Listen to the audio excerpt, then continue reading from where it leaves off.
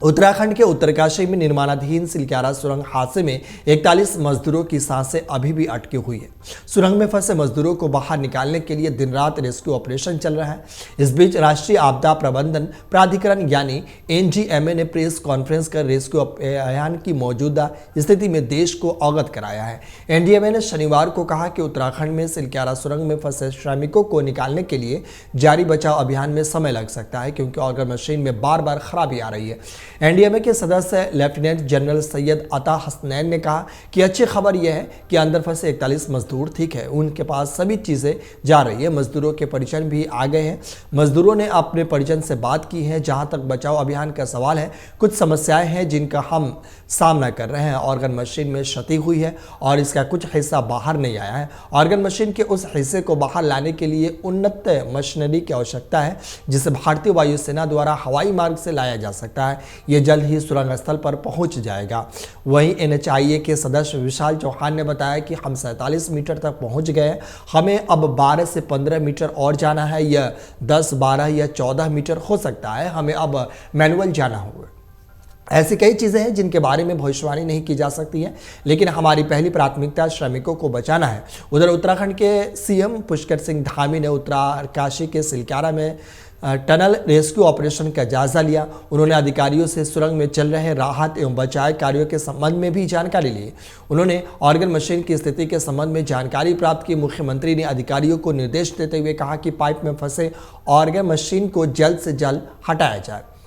राष्ट्रीय आपदा प्रबंधन प्राधिकरण ने शनिवार को कहा कि उत्तराखंड में सिलक्यारा सुरंग में फंसे श्रमिकों को निकालने के लिए जारी बचाव अभियान में समय लग सकता है, क्योंकि ऑर्गन मशीन में बार बार खराबी आ रही है।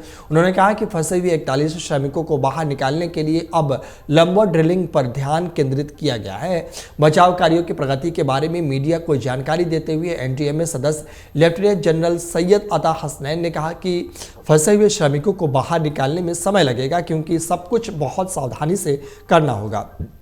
उन्होंने आगे कहा कि अब ध्यान लंबवत ड्रिलिंग पर है और अभियान अगले 24 से 36 घंटे में शुरू हो सकता है, क्योंकि मशीनों को सुरंग के ऊपरी हिस्से में एक प्लेटफॉर्म पर रखा जा रहा है। उन्होंने कहा कि सुरंग के ऊपरी हिस्से तक पहुंचने के लिए लगभग 86 मीटर तक लंबा ड्रिलिंग की ज़रूरत है। आपको बता दें कि 4 धाम यात्रा मार्ग पर बन रही सुरंग का एक हिस्सा 12 नवंबर को ढह गया था, जिसमें उनमें काम कर रहे 41 मजदूर फंस गए थे। तब से विभिन्न एजेंसियां उन्हें बाहर निकालने के लिए युद्ध स्तर पर बचाव अभियान चला रही है। एनडीएमए सदस्य ने कहा कि बहुत मुश्किल अभियान जारी है। उन्होंने कहा कि वर्तमान में 2 विधियों का इस्तेमाल किया जा रहा है, लेकिन एक तीसरी विधि यानी ड्रिफ्ट विधि का भी जल्द हो सकता है। उन्होंने आगे कहा कि वर्तमान में 47 मीटर क्षैतिज ड्रिलिंग पूरी हो चुकी है। उन्होंने कहा कि अगर मशीन के टूटे हुए हिस्से को हटाना होगा और ड्रिल किए गए ढांचे को स्थिर रखना होगा। श्रमिकों को बाहर निकालने के लिए सुरंग के ढहे हिस्से में भी काम की जा रही है। वहीं शुक्रवार को ड्रिलिंग बहाल होने के कुछ देर बाद अगर मशीन स्पष्ट रूप से किसी धातु की वस्तु के कारण बाधित हो गई थी और उसे हटाकर फिर से ये काम शुरू हो गई है।